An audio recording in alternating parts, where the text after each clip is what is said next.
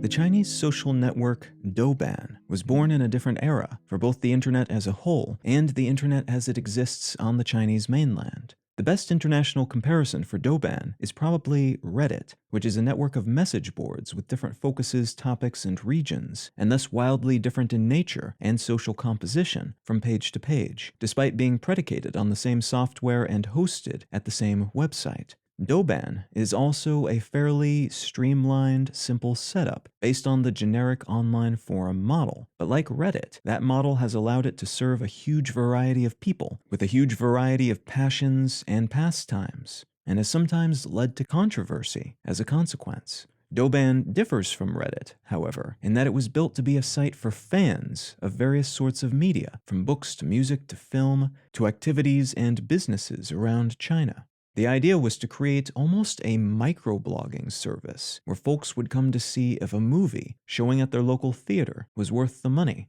or a local restaurant was worth checking out. And that focus eventually led to Douban's reputation for being a legit place to find real reviews about things, positive and negative and neutral. It also became a place to discuss other topics, though, including things like fandoms related to fictional or real-life characters, and gossip associated with celebrities. One of Douban's most popular forums, in fact, is the Douban Goose Group, which grew out of a precursor group called Gossip is Coming, which was started on the site in 2010, and which expanded from covering news and gossip related to a popular Taiwanese talk show to showcasing and stimulating conversation about all sorts of people and entertainment properties. The Goose Group eventually caught mainstream attention when it began to host not just gossip, but also news about sexual misconduct amongst celebrities and misconduct in general by companies, which the group then protested and boycotted and generally raised a fair ruckus about.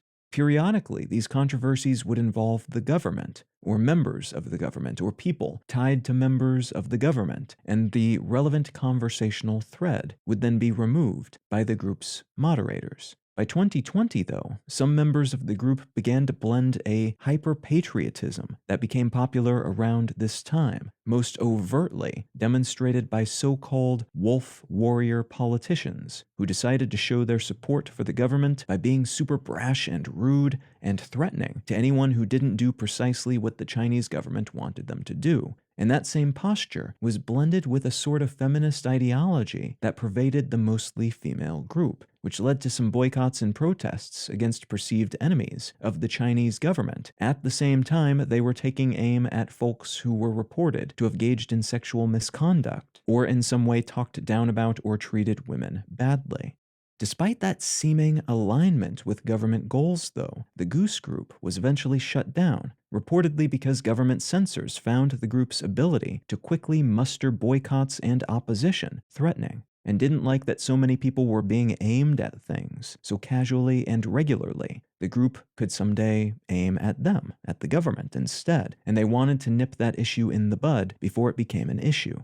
This shutdown lined up with a larger bundle of government moves that were almost all antagonistic toward Chinese tech companies and the folks who ran them. Part of Chinese President Xi's recalibration of the nation's resources during the pandemic to, in his and his government's estimation at least, put money and other resources where they belong, focused on the most vital things the country and economy and people need, rather than in the pockets of billionaires, in games and shopping technologies, and in other industries and endeavors that were previously encouraged because they enriched China and some Chinese companies and people, but which were becoming increasingly frowned upon as frivolous due to that declared redistribution of wealth and recalibration of national focus. Many other Douban groups have been shut down in the past few years as well, including those oriented around or friendly toward subjects that are taboo in the country, like homosexuality, partying and drinking, and anything even tangentially related to anti-government, anti-censorship thought. Even a group related to what's often called lying flat, which basically means acknowledging that the economy is rigged against you, or feeling that way at least, and that there's consequently no point in trying, in participating in the economy, so it's best to just lie down, not do anything, not struggle, but also not work hard, and accept your lot for what it is within such a system. That group was shut down too. What's happening now on Douban with all these shutdowns already happened across most of the rest of the Chinese internet, especially Chinese social networks, years ago. It's just that Douban managed to be small and simple and weird enough to avoid detection and to avoid angering censors too much beyond this point, and thus it was thought of as a small oasis where people could carefully be themselves, say things they wouldn't say elsewhere, online or offline, and connect with like-minded folks, find people to date, find non-politicized takes on celebrities and restaurants, and generally engage in something close, if not exactly the same, as what folks in other countries are able to do online on such networks. What I'd like to talk about today is what's happening in China right now and how a significant COVID outbreak is stressing some aspects of Chinese society and social moderation.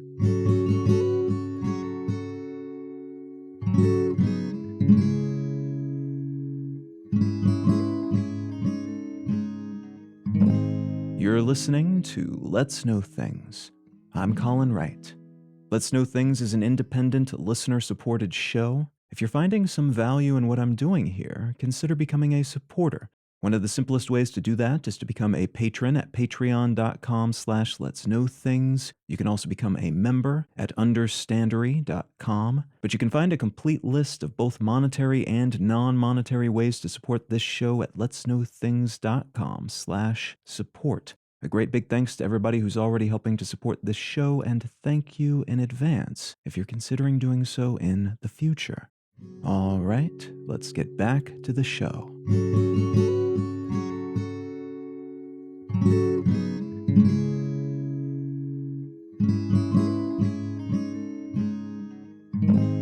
The article I'd like to start with today comes from Reuters, and it's entitled, "Shanghai Fences Up COVID Hit Areas, Fueling Fresh Outcry."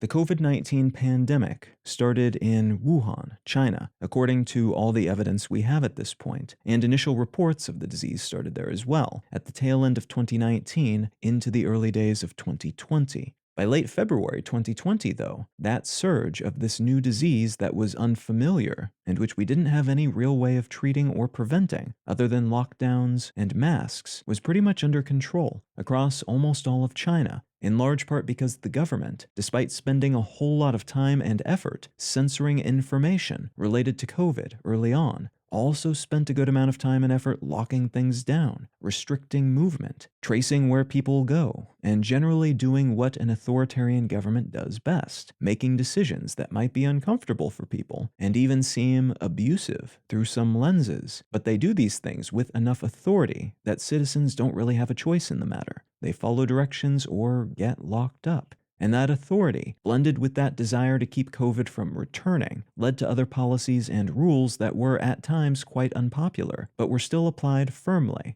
and by all indications, with a pretty solid amount of success.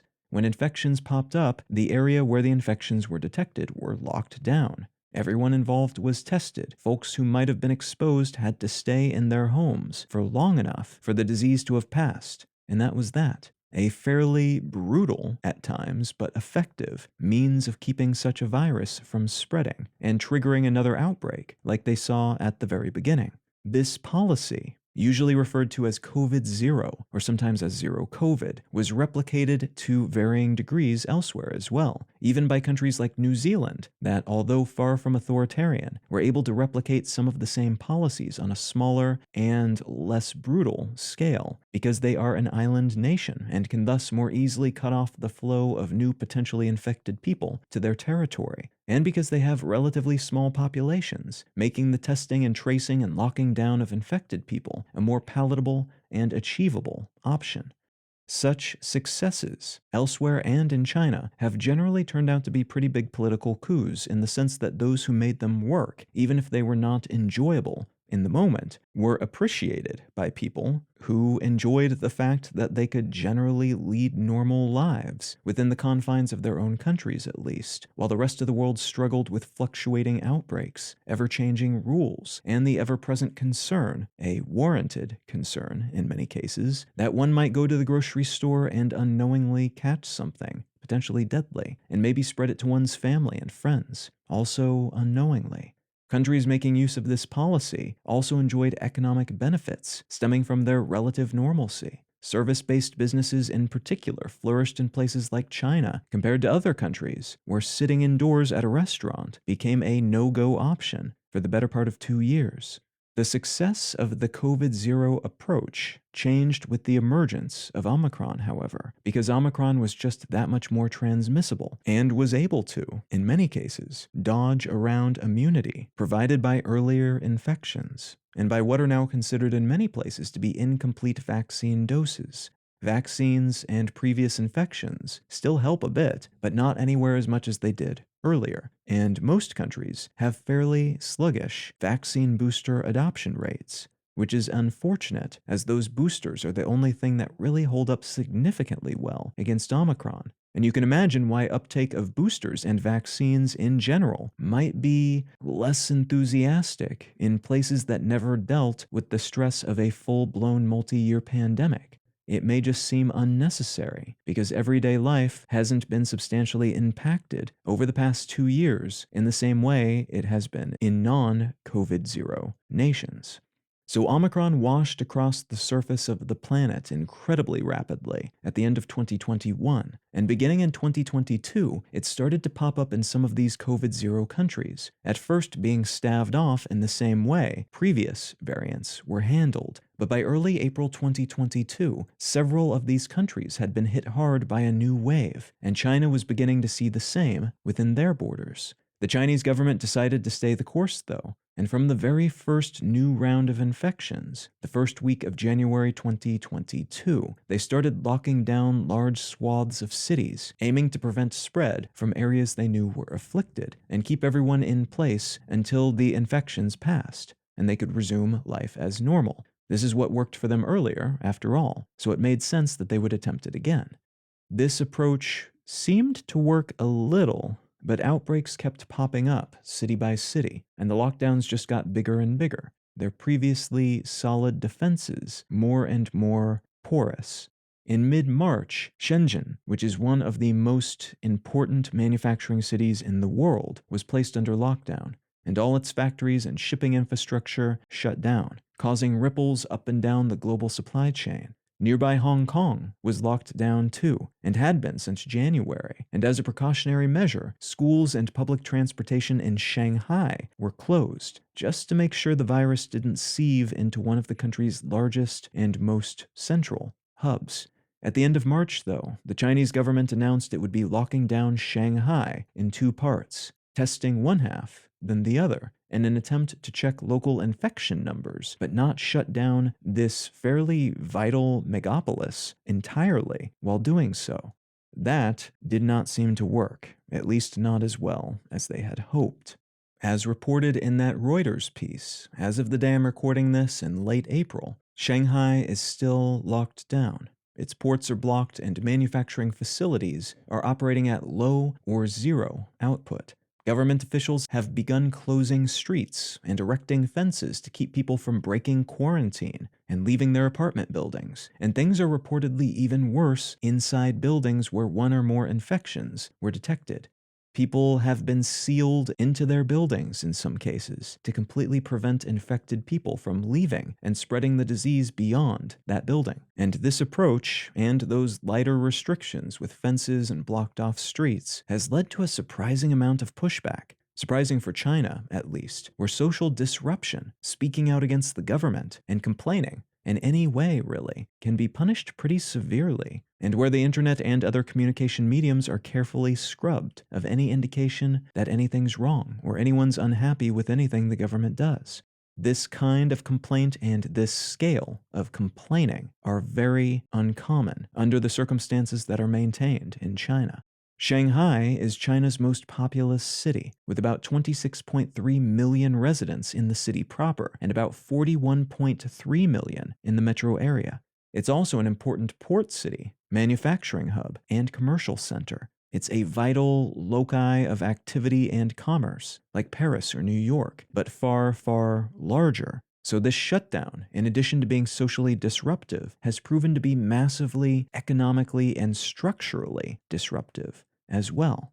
City officials are conducting daily citywide COVID tests in order to keep infections in isolated areas, and then slowly open up non-affected areas. But Omicron and the Omicron subvariant BA.2, both of which are becoming dominant in the region, just like they have across the rest of the world, spreads faster, further, and more easily across both distance and immunity-based barriers. So what worked previously isn't working as well now, which has resulted in increasingly desperate efforts by government officials who have in some cases forced entire communities from their homes, saying they need to disinfect their buildings, and in other cases have forced people from their homes to use those buildings as quarantine facilities for the infected. They've run out of other spaces to use for this purpose.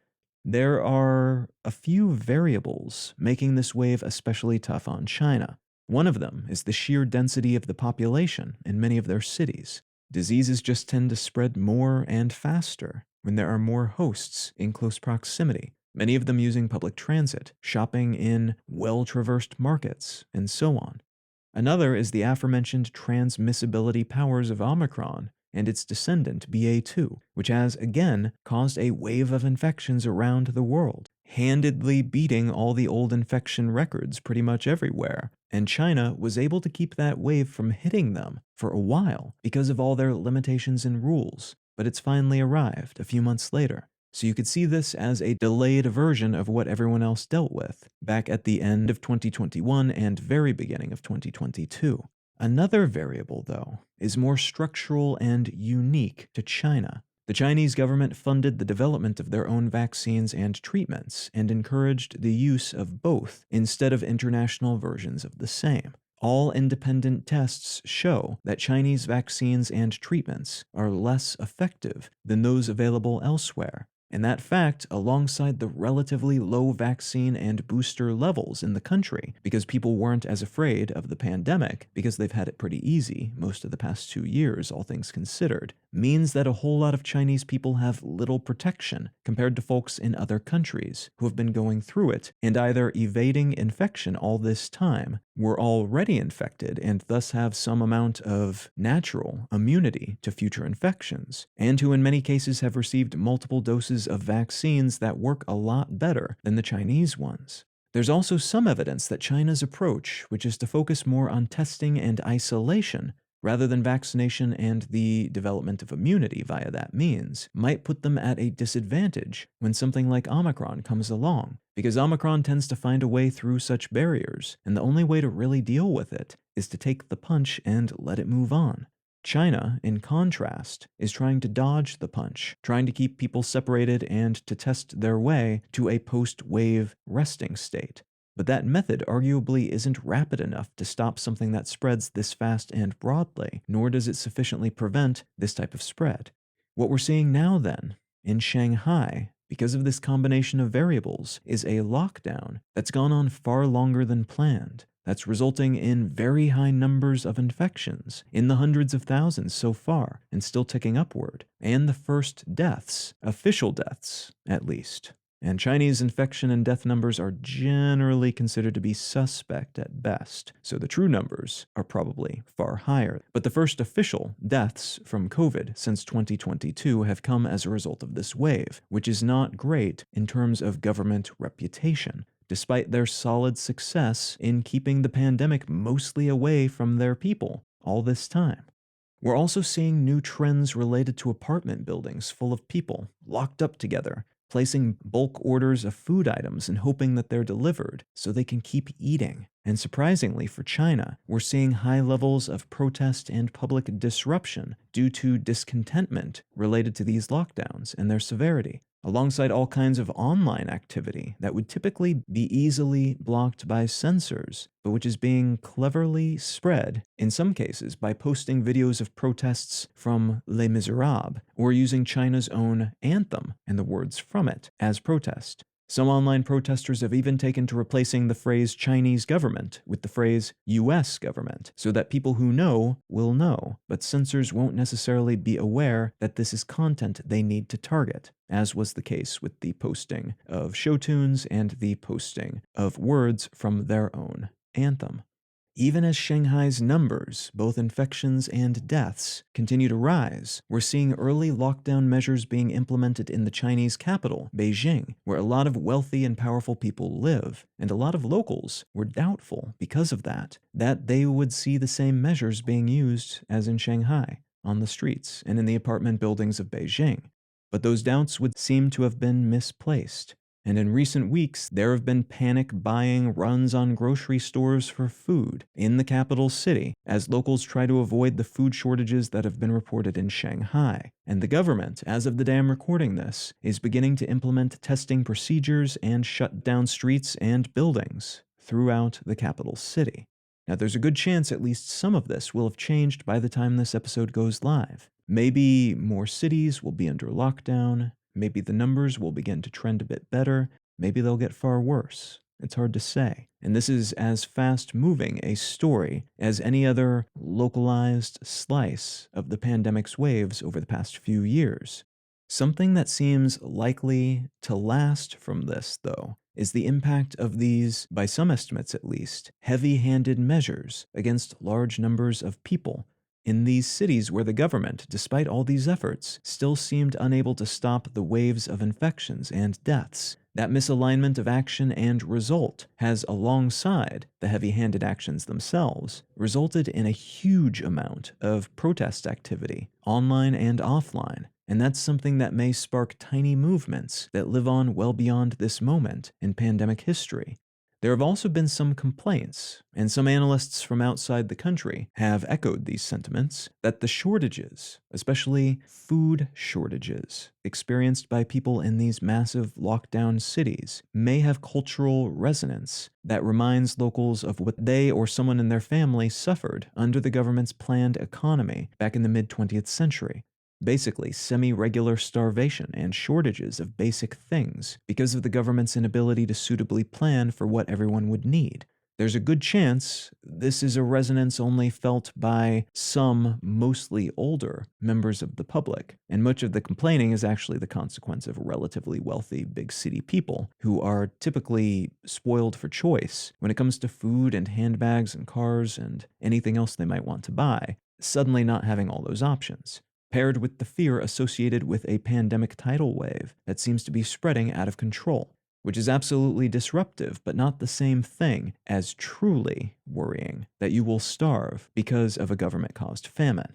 That said, the fact that people are complaining in public, harassing and chasing government officials and workers, and airing their grievances on the heavily controlled Chinese sliver of the internet speaks volumes about how unpopular this sequence of events has been, and it may cause headaches for President Xi, who has seemed primed to become president for life in recent years, growing more comfortable flexing his political power since the beginning of the pandemic in particular, but now possibly weakened by the flagging performance of one of his flagship efforts, COVID-0, which seemed to serve the country well for a while, but which is no longer bearing the same fruit, and which is contributing to a sagging economy that lagged behind the US in growth last quarter, about 4% to the US's 5.5% year on year, which now has Xi scrambling to show that the Chinese system of government is superior to Western-style liberal democracy via other means, maybe including through the continuation of a pandemic approach that he hopes will be painful for a few months before returning the country to stability and calm, as was the case back in 2020, and which could ultimately be the case here as well, though only time will tell on that.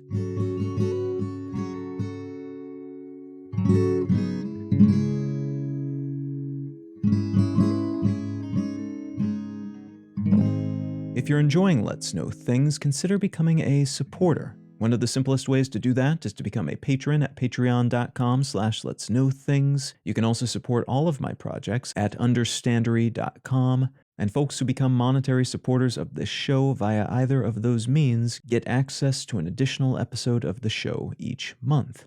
A great big thanks to everybody who's already helping to support this show, and thank you in advance if you're considering doing so in the future. The book I'd like to recommend today is called Leviathan Falls by James S.A. Corey. This is actually the 9th book of a series called The Expanse, and the first book, if you haven't read any of the previous ones, is called Leviathan Wakes, and that would be where you would want to start. Most of this book wouldn't make a whole lot of sense unless you've read the previous 8 books. But the series is very well worth checking out. It's essentially a huge political story and a story of technology and culture and conflict, kind of a space opera sort of thing that mostly but not exclusively takes place in our home solar system. But the technologies are interesting, the characters are good, the stories are fun, and it's one of the few science fiction series in particular that I think turned out really well as a TV series. They had to end it recently before getting to all the content of the book. But after the first season or two in particular, the TV series, which was scooped up by Amazon from Sci-Fi, I believe, is a pretty good watch as well, if you're interested in something like that. But the book series, as tends to be the case, also has a whole lot more to it, both in terms of context and content, and in terms of the actual story, which goes on much longer than the TV show. But if any of that sounds interesting to you, consider picking up a copy of Leviathan Wakes, which is the first book of this series, or Leviathan Falls, which is the final book of the series, by James S.A. Corey. You can find out more about me and my work at Colin.io. You can find the show notes and transcript for this and every episode of the podcast at letsknowthings.com. You can find a bundle of other things I make, including 3 other podcasts, at understandery.com, and feel free to reach out and say howdy on social media. I'm Colin Wright on Facebook, and at Colin is my name on Twitter and Instagram. Thank you so very much for listening. I'm Colin Wright, and I'll talk to you again next week.